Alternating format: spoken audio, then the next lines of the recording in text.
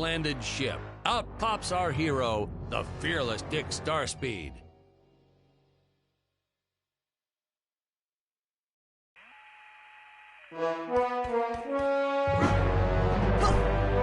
The ship's velocity reactor is damaged.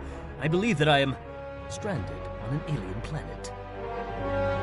Played, of course, by actor Jonathan Digby. Went on to some minor roles after this. Such a shame. I thought from day one this guy's got leading man written all over his face.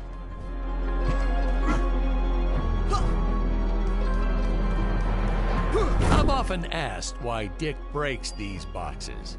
He actually ad-libbed it. I told Jonathan, always keep things exciting.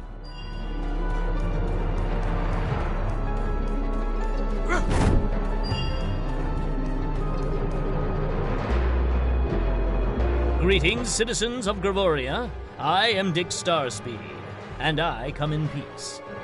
Probably shouldn't have had Dick draw his weapon when he was talking about peace. Well, maybe one day we'll go back and CG it into a sandwich or something instead. Ha! Just kidding. This is what people pay to see. A no-name middle-aged B-list actor duking it out with stuntmen in costumes.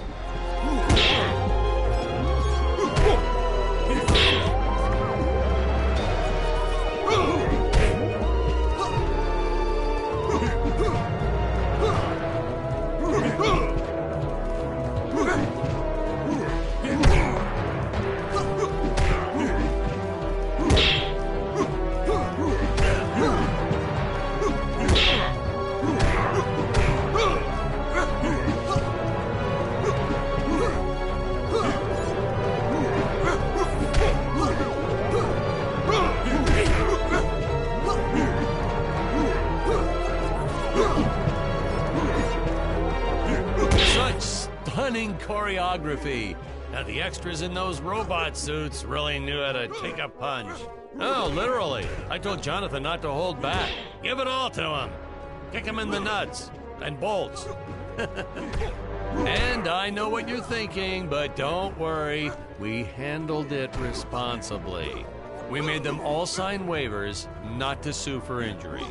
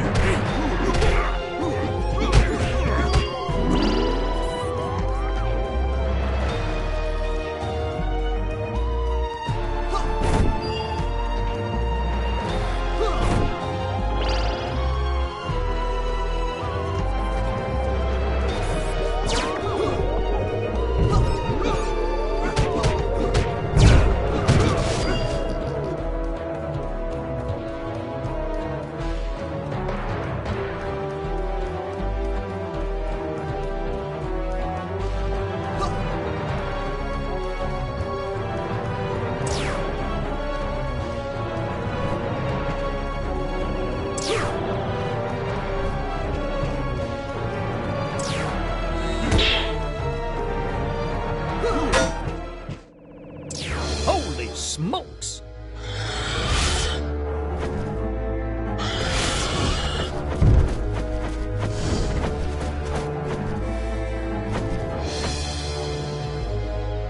If I land squarely on that grain silo, I should survive this fall unscathed.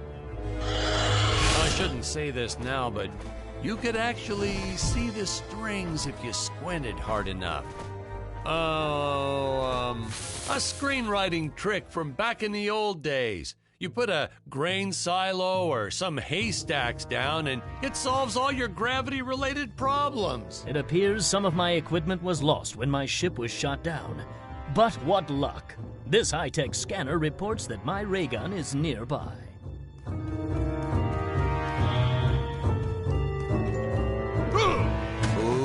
Ooh, the fearless sea monster, always patrolling the shore, eagerly awaiting for his next meal.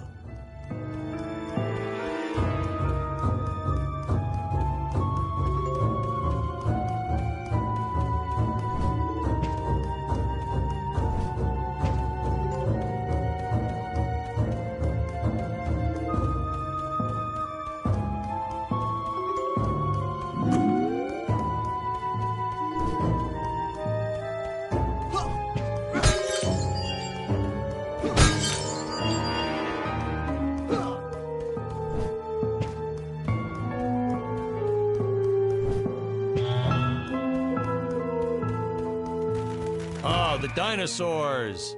You just don't see quality stop motion like this anymore, do you? Someone actually sat there and moved them, frame by frame. Today, it'd be done with computers, but where's the artistry in that?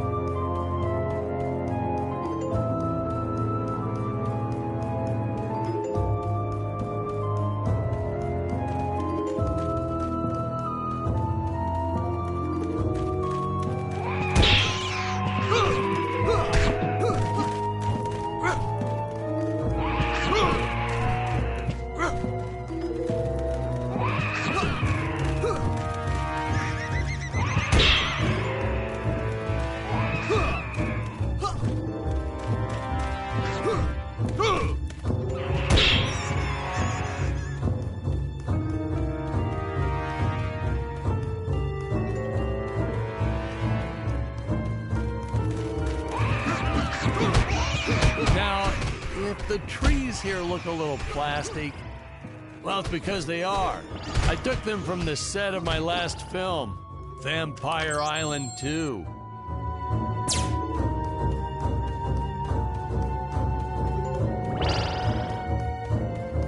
We got our fair share of nasty letters from scientists complaining about our portrayal of the dinosaurs. Was news to me. Apparently, these stegosauruses weren't meat eaters. Must have preferred shellfish or something. Blah, how do they know? That's what I say.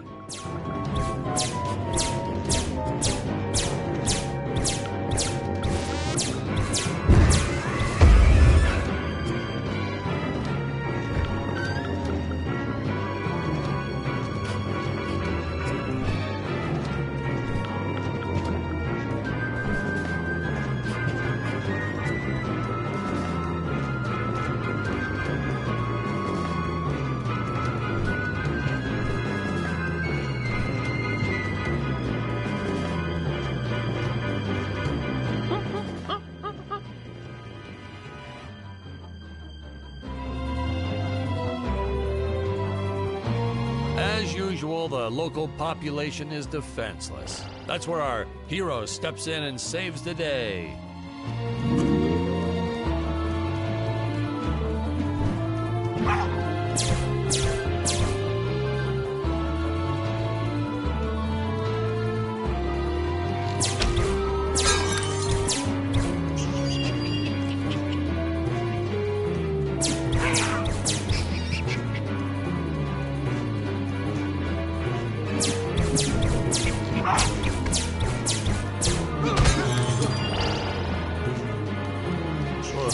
We put Jonathan through a lot shooting this film. He wasn't the best actor, especially when reacting to getting hit. He's what you call a flincher. So I told the stuntman to really just go to town on him. It's the only way to get an honest performance sometimes. Our props master tried to make the weapons soft, but there's only so much you can do. Lucky for us, Dick's entire body was covered in that spacesuit. How curious. That thing was a lifesaver when it came to hiding bruises.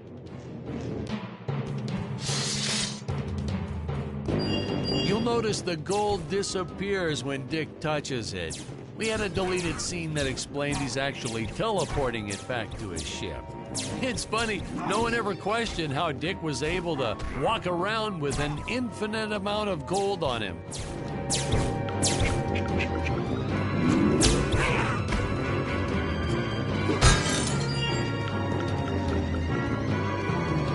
We had to redo these shots. Our first attempt was kind of a disaster. We tried using real apes, thought it'd cut down on the costume budget a bit. But have you ever tried working with apes? They are the worst actors ever. They don't sit still for a moment, and the second you take your eyes off of them, they're flinging their feces all over the place. Jonathan refused to work with them after he got, well, let's just say that he had to take more than a couple of showers one day.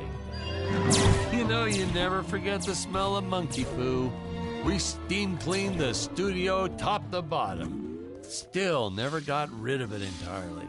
All through the rest of the shot, we kept finding those little surprises hiding inside various props. Boy, were those the days.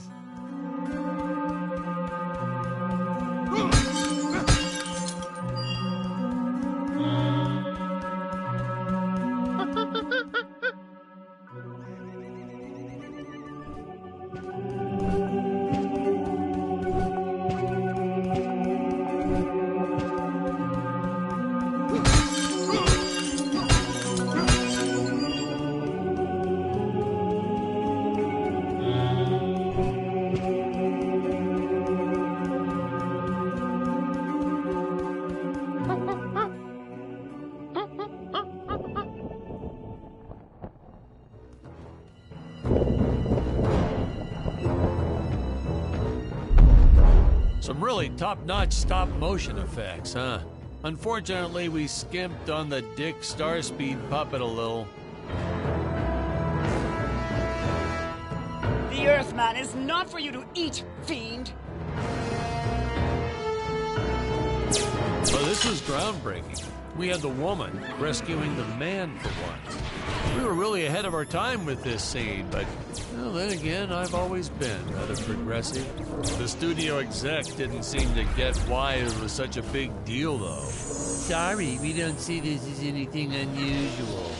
Ha! Of course! It's unusual. A woman would never save the man. It just doesn't happen. Not in the movies, not in real life. I don't know why we didn't get more recognition for this scene. I guess I was just a little too ahead of my time.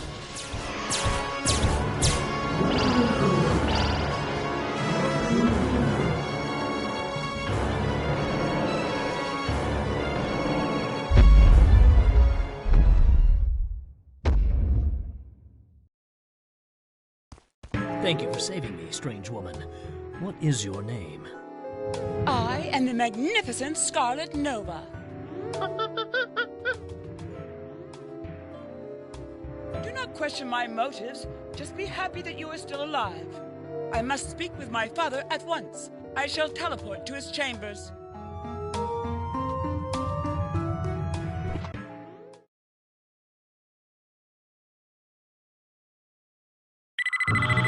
Huh?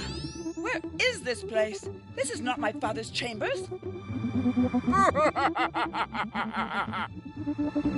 You have disobeyed me for the final time, Scarlet. Enjoy an eternity in the Tower of Eternal Solitude for all eternity. Ha, the old fool did not notice I am wearing my jetpack.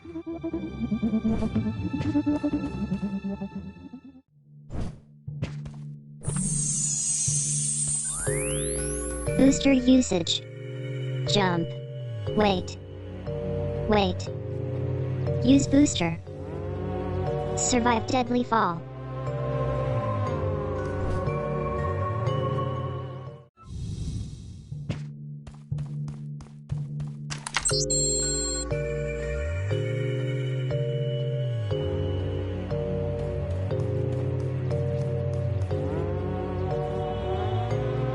Scarlet didn't quite realize she needed to shoot those energy orbs down below. Keep in mind, Stacy was doing this on a soundstage, okay?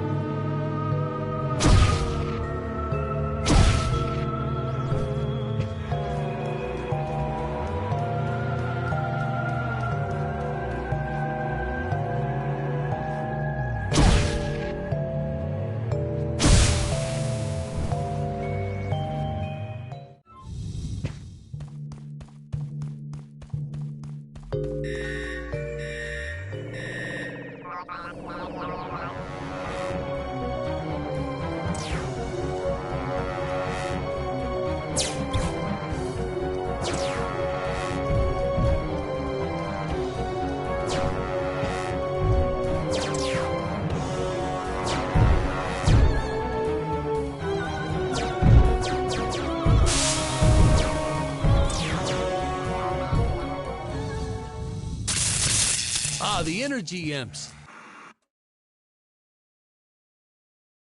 Such a neat effect. We had to paint each movement frame by frame and superimpose it into live footage.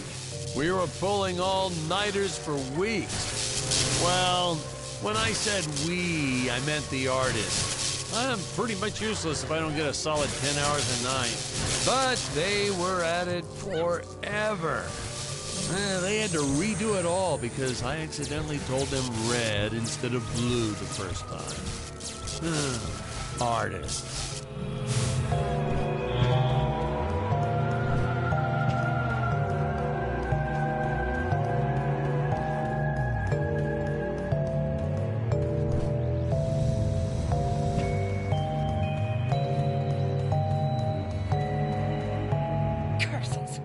Father revoked my access to the teleport terminals. I shall only be able to utilize the ones I activate manually.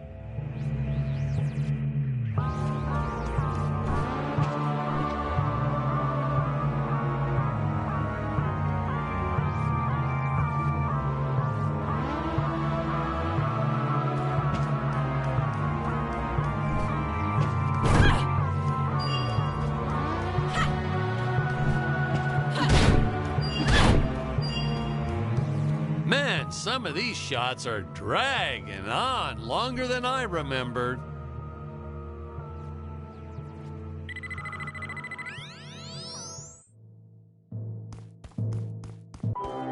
Ah, I knew you would return. Puny Earthman, you shall help me overthrow the Emperor. Why would you turn against your own father? How do I know I can trust you? Oh, this scene. This is practically Shakespeare in outer space. Just as the entire planet does. And, huh? Patrick, what's wrong with the video? Sorry, sir. Technical problems. Darn it, we're missing some really good writing here. There. Sorry about that. Well, we just passed right by her big scene. Basically, they agree to work together, but one must stay behind in the sleep chamber at all times. Should I rewind? Never mind. I'll continue from here.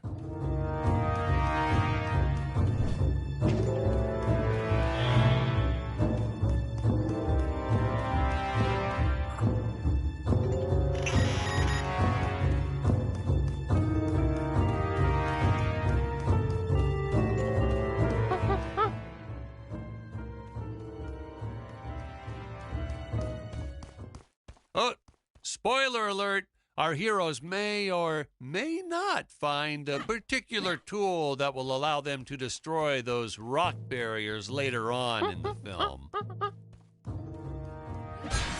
Right from the start, our budget was a little tight, even by standards back then. To make do, Tony shot a couple scenes in black and white. Originally, he intended to use it for flashbacks. But then I had to break it to him. Our film doesn't have flashbacks. We almost made it a silent film just to cut costs. I felt it was an absolute necessity we have a T-Rex in this film, but we got this Serato thing instead. Of course, I went through the whole production thinking it was a T-Rex because, really, who can tell the difference anyway?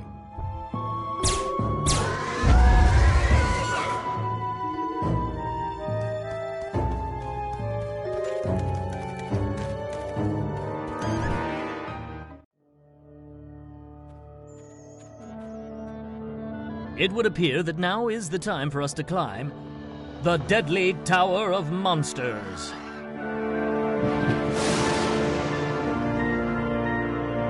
Good screenwriting 101.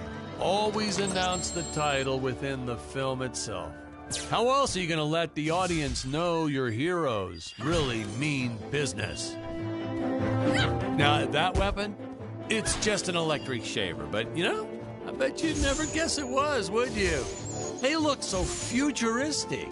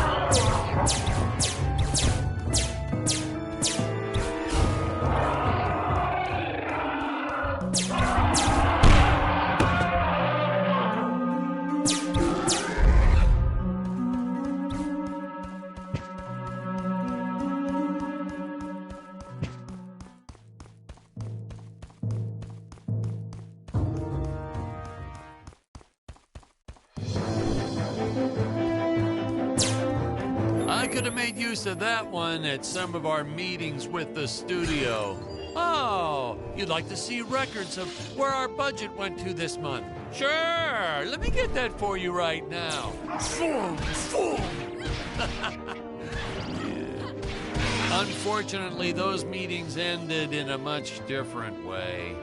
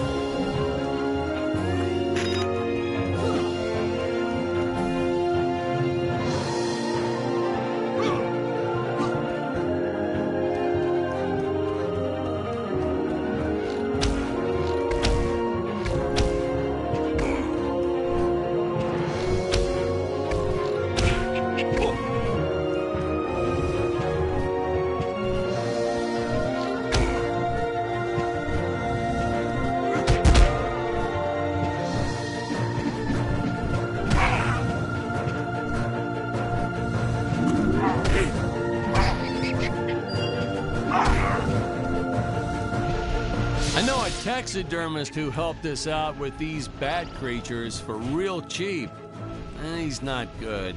He's kind of sloppy if you want to know the truth. But that's the best part. A sloppy bat looks scarier. Oh, but you gotta sew up that sphincter. Just trust me on that one.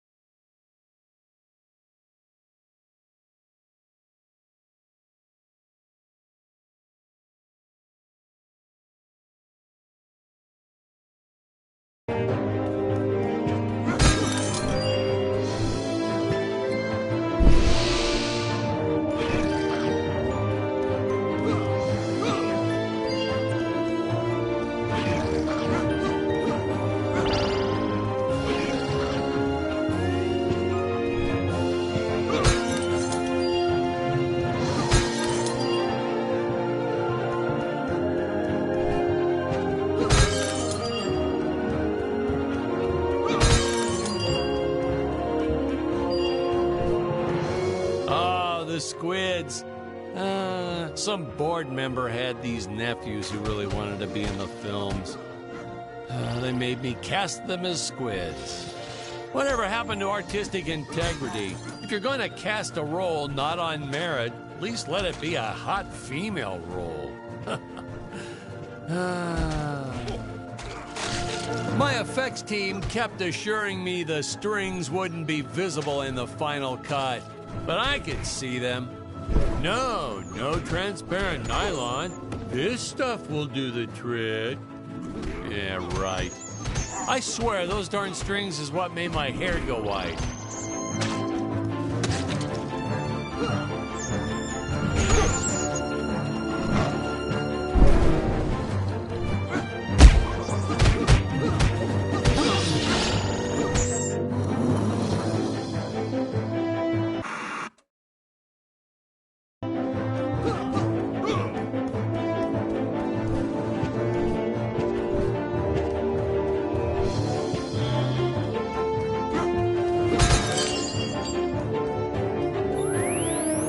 Teleport usage. Jump. While in the air, use teleport. Quickly return to upper floor.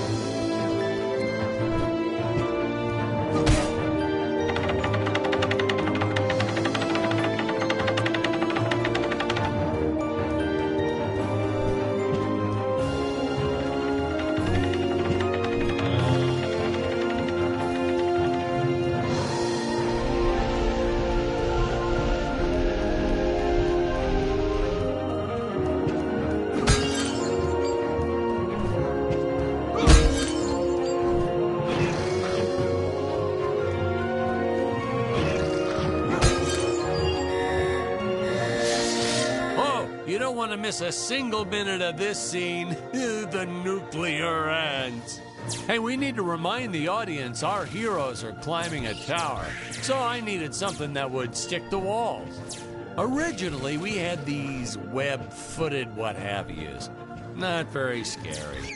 And then I left some cake out in my trailer, and it was crawling with ants in the morning. And that's when it hit me. What is the most obnoxious thing in the world?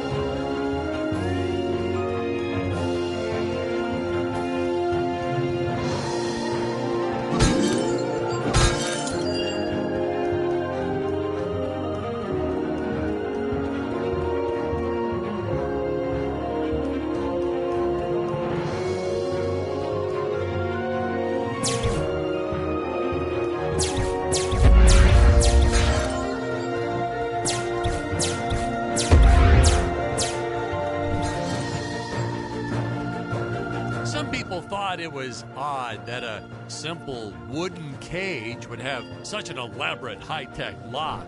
But hey, if a Gravorian ever traveled to Earth, I'm sure they'd think a lot of our stuff was weird too.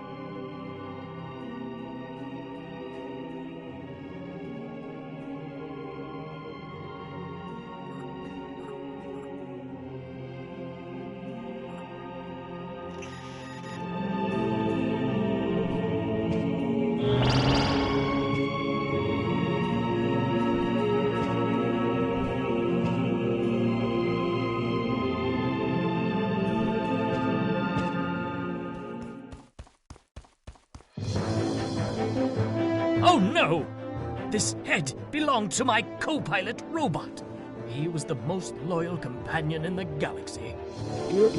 Dick. Malfunction. Dick. Malfunction. These Gravorians will pay dearly for this, my friend. Now, what's a space adventure film without a trusty robot sidekick, huh? Am I right? In the original draft, we had Dick and Scarlet team up with an alien from the planet's surface. You know the type, pointy ears, wise and emotionless. But then we came to our senses and realized that a giant tin can robot's way cooler. Besides, everybody was doing the alien thing back then. You know me, I'd rather be a trailblazer.